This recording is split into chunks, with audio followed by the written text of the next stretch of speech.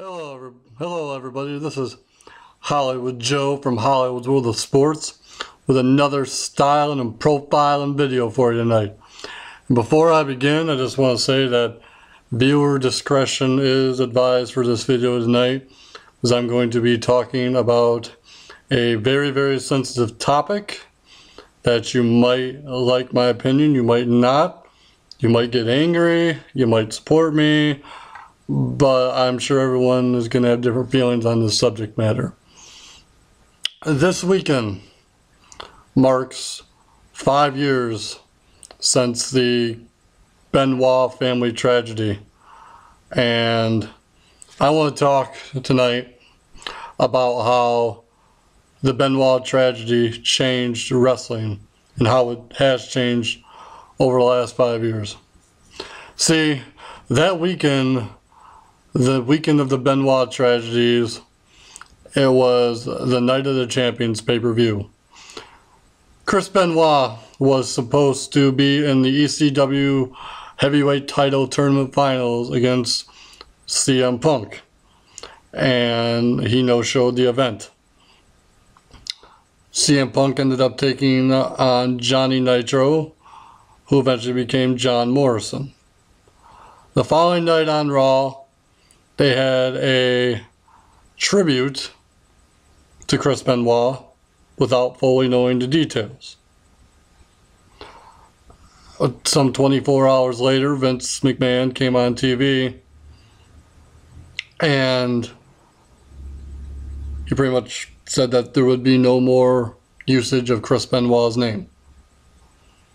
And from then on out, for the last 5 years, you've not heard Chris Benoit's name mentioned once in WWE TV. Now, a lot of people pointed the fingers when this whole thing happened. I remember watching a lot of CNN, MSNBC, and Fox News. Notably, Nancy Grace. And I got so furious with Nancy Grace during this whole time because she thought she knew everything about professional wrestling. Everyone's on steroids. Everyone's a bad person. You know, wrestlers could do no right. You know, there were so many attacks against World Wrestling Entertainment and pro wrestling in general. The only people they brought on that show were ex-WWE stars like Mark Merrow, Deborah McMichaels, and others who had a bad axe to grind because they were let go from WWE in a not so, good fashion. They left on bad terms. So yeah, they didn't bring any they hardly brought any current WWE superstars in, or anybody who was successful with WWE. At least Nancy Grace did. And I know Larry King, he did some credible things with the Benoit stories. A lot of people point the finger. A lot of people point the finger at Benoit himself because there was a lot of drugs and steroids found in his house. And they raided his doctor's office. But another portion blames Vince McMahon and WWE. And I have to say that both are to blame. Benoit should have checked himself out if he thought something was wrong. However, WWE knew how physical Chris Benoit's style was. He dove off the top rope every single match and did a headbutt. And he had numerous concussions. Brain studies show that he had the brain of an 80-year-old man with Alzheimer's and dementia. An 80-year-old man with those two conditions. Most 80-year-old men don't think straight, let alone perform great in a ring. Now, do I think steroids played a factor? Yes, I do think steroids played a factor. I think steroids mixed with the fact of his brain condition is what killed Nancy and Daniel Benoit and ultimately led to Chris, killing himself. A lot of things have changed in WWE, more importantly. No blood, no chair shots to the head. You know, they have a very strict WWE wellness policy now. And they have, you know, they won't let their wrestlers perform under, you know, having concussions. If you get a concussion and you don't pass, you sit up. Well, here's the thing. There's no reason why there can't be blood in matches. That doesn't affect people. It's funny because during the Attitude Era, when it was the most violent, no deaths occurred in WWE, at least deaths on the roster. Except for one, and that was Brian Pillman. Brian Pillman suffered an ankle injury and was addicted to painkillers. You know, WWE didn't have a policy back then. WWE couldn't control what Brian Pillman was doing at home. Okay? But other than that, the WWE had no problems in the Attitude Era. I mean, yes, Owen Hart fell to his death, but that was an accident. No, wrestlers didn't kill their families and kill themselves because of brain injuries and steroids. You know, to me, you can blame Vince, you can blame WWE, but at the end of the day, you know, Chris Benoit knew what he was doing taking steroids, that I will say. But there's a part of me that realizes Vince should have kept an eye out on him. The WWE staff, the medical staff, should have kept an eye out for Chris Benoit. You know, I think if Benoit would have been more looked out for, I think he'd still be alive today. He might not be wrestling, but he'd still be alive today. And hell, I'll be honest with you, they should have been checking concussions way back in 1999. Think about that. Because a concussion is what ended the career of Bret the Hitman Hart against Goldberg. WCW was smart. They checked on Bret. They didn't let Bret ever wrestle again once they realized he had that concussion. And it's a good thing they didn't, because they probably saved his life. Even though 3-4 years later he wound up having a stroke. You know. WCW was smart. Because do you think WCW wanted all that negative backlash if one of the wrestlers kept wrestling with concussions and went on a killing rampage? No. No. And you know, like I said, you have to hold everybody accountable. You have to hold Chris Benoit accountable. You have to hold Vince McMahon and WWE accountable. You have to hold the doctor, especially. This doctor that was prescribing him steroids and whatever drugs he was prescribing with, I'm glad his ass got thrown in jail. He deserved everything he got, having his office raided and being thrown in jail. Because there's a lot of wrestlers that have been listed in reports. You know, people will say, oh, WWE, the wellness policy is a joke. Well, you're not seeing Randy Orton or Rey Mysterio on TV right now, are you? It can't be that much of a joke. They're punishing top guys. You know. And as far as these WWE people go, thinking that WWE is the worst thing in the world, you know, WWE does a lot for charity. They do a lot for the troops. They've performed for the troops.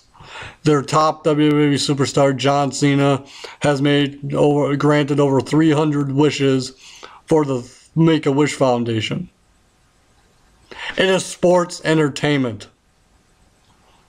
You know what? If you don't want your kids watching, then don't let them watch it. Because I'll tell you right now, PG era The PG era has happened for 2 reasons, or 3 reasons. 1, the Benoit tragedies. 2, the licensing deals with Hasbro and Mattel, or whoever they're licensed with right now. And 3, Linda McMahon running for Senate again. However, the Chris Benoit tragedies have really changed professional wrestling in the last 5 years. Like I said, no blood, no chair shots to the head. You don't see hardcore matches with barbed wire or thumbtacks or flaming tables or what have you. You don't see that anymore. And you know, it sucks because that was an awesome part of wrestling. Seeing guys go out there and put their bodies on the line for the fans. You know, I just wonder though, because Mick Foley was very responsible. He was responsible in the fact that anytime he ever had a concussion, he took time off. Took a lot of time off. So I really respect Mick Foley for that. And, you know, Mick Foley even said there's times he forgets things. But fortunately, he writes them down. So, you know, it's about personal, to me, it's about personal responsibility as well as company responsibility. Both sides should have been responsible. Both sides should have looked out for the one man. As that one man was one of the greatest professional wrestlers that this world has ever seen. Ever seen. And I'm surprised that anytime Daniel Bryan goes out to the ring, they don't start chanting Chris Benoit.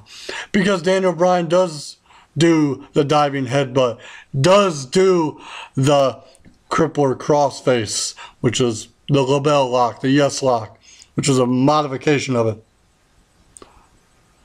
To me, it's been 5 years.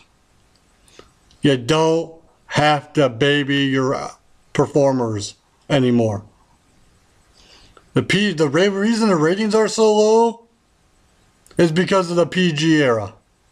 Nobody cares about the PG era. And yes, I understand where you'd have to do it for a little while to cover your ass. But Benoit's gone. It's been 5 years. And it sucks. It sucks that he had to take his little boy's life. It sucks that he had to take his wife's life. Because, you know, it's funny, Nancy Benoit was a tremendous ballet in pro wrestling for over 20 years. NWA, ECW, WCW. She was tremendous. And a lot of people forget that. She was a very talented woman. And these people that say, well, what about Kevin Sullivan? Did Kevin Sullivan kill Chris Benoit? Kevin Sullivan has had nothing to do with Chris Benoit. Okay? So anybody that thinks that Kevin Sullivan theory, this needs to take that theory and shove it where the sun don't shine. Simple as that. But like I said, it's been 5 years. Quit babying your wrestlers. That's all I'm saying.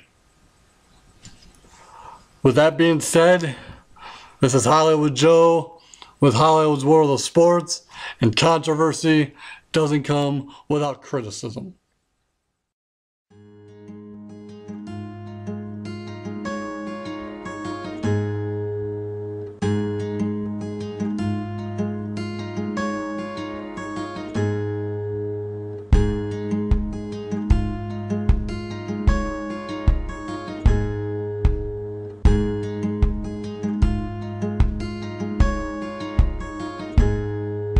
Restless tonight, 'cause I wasted the light.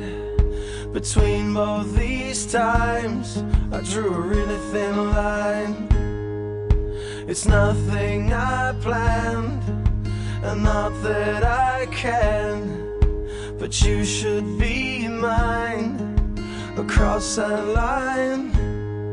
If I traded it all, if I gave it all away for one thing, and just for one thing, if I sorted it out, if I knew all about this one thing, wouldn't that be something? I promise I might not walk on by, maybe next time, but not this time. Even though I know I don't wanna know, yeah, I guess I know, I just hate how it sounds. If I traded it all, if I gave it all away for one thing, just for one thing, if I sorted it out, if I knew all